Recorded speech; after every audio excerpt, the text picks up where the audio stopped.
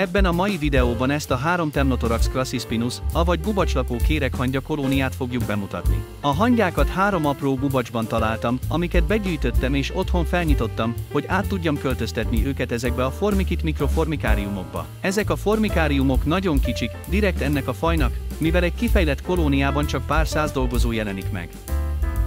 A legkisebb bolyban még a királynőt is lehet látni.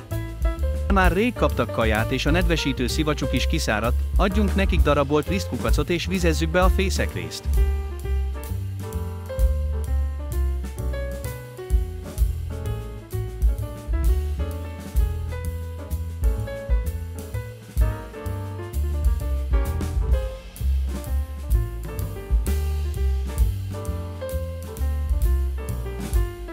A hangyák egy kis idő múlva megtalálják a lisztkukacot.